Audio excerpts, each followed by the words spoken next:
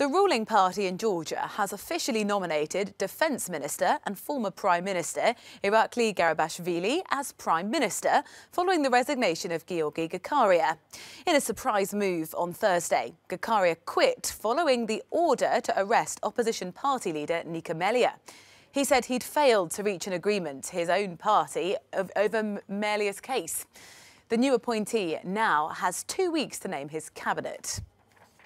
Well, let's go to the Georgian capital to find out more. Giorgi Gakharia is Senior Fellow at the Georgian Foundation for Strategic and International Studies, joining us now from Tbilisi. Thank you very much for your time. OK, there's quite a little bit of context here that I'd like us to talk about. The Prime Minister has only just recently been re-elected. Why was it in this surprise move that he felt the need to stand down? Well, this is so unusual thing that happened yesterday morning. The Prime Minister said that he could not agree with his team on storming the opposition headquarters and arresting the leader of the opposition. So this is wrong on so many levels. First of all, why is the government deciding on arresting somebody? Second of all, if there is a Prime Minister, officially Prime Minister is the head of the government.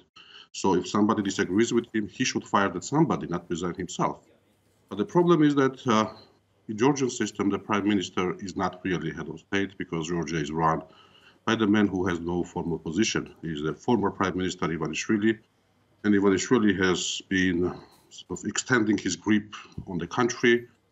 What happened recently were the falsified elections that were assessed as falsified by most of the opposition. Opposition refused to enter the parliament.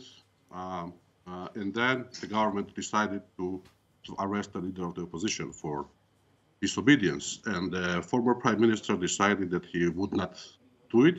And now they are appointing somebody who is seen as sort of tough guy who will not hesitate to do anything that his boss Ivanishvili asks him to do.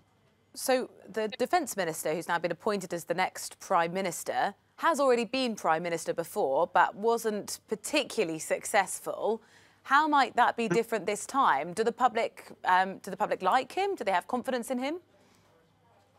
Well, he resigned because of his policy failures, but also because of widespread allegations of corruption. And nobody really expected him to come back to power.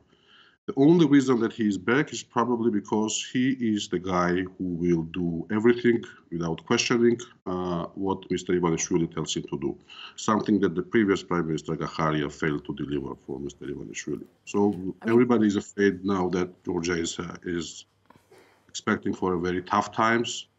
The opposition parties, civil society, the media will come under the attack because, again, this new potential of the Prime Ministerial candidate is known as the cold-blooded, tough guy, with also some links to Moscow.